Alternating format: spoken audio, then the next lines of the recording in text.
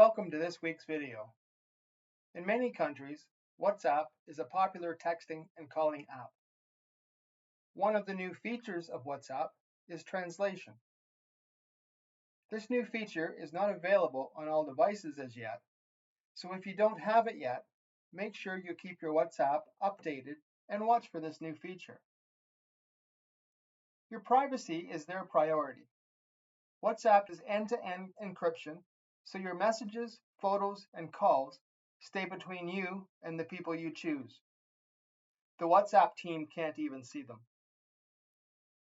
Another new feature on its way is parent-controlled accounts to keep younger ones safe while communicating with family and friends. When meeting someone new, you are not always ready to give out your number, so the WhatsApp team is introducing usernames for WhatsApp.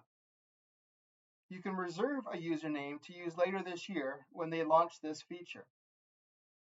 There are over 3 billion people on WhatsApp, so a lot of names overlap, which is why they have opened reservations early so everyone has the opportunity to select the username that matters to them. If you are already familiar with WhatsApp and are just interested in learning how to do the translation feature, you can skip ahead to 301 in the video.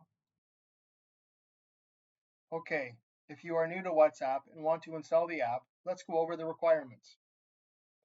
To install WhatsApp on an iPhone, you need to have iOS version 15.1 or newer, but as of November 30th, 2026, you will need iOS version 15.5 or newer.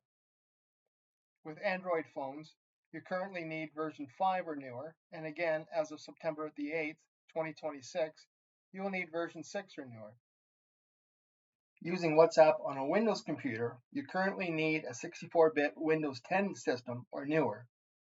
Using WhatsApp on a Mac system requires macOS 12.1 or newer. If your device does not meet the requirements, use your browser. Here is an example of WhatsApp on a cell phone. With WhatsApp, you can make calls, both voice and video, send pictures and videos to individuals or groups. To add a contact, start by clicking the plus sign. Once you have contacts, you are able to create a group for chatting. Within chats, it shows how many unread messages you have and who the messages are from. There are many channels to check out, so be sure to select ones you want to follow. You can also create communities to join topic-based groups. Okay, to translate a message on WhatsApp, first on an Android device. Click on the message you want to translate. Click on the 3 dots at the top right of the screen and select Translate. Choose the language you want the message to be translated to or from. Once the language has downloaded, it will be saved under Downloaded Languages for future translations. Tap Continue to translate. You also have an option to automatically translate from this person with all new messages. Now on an iOS device, tap and hold the message you want to be translated. Tap More and then Translate.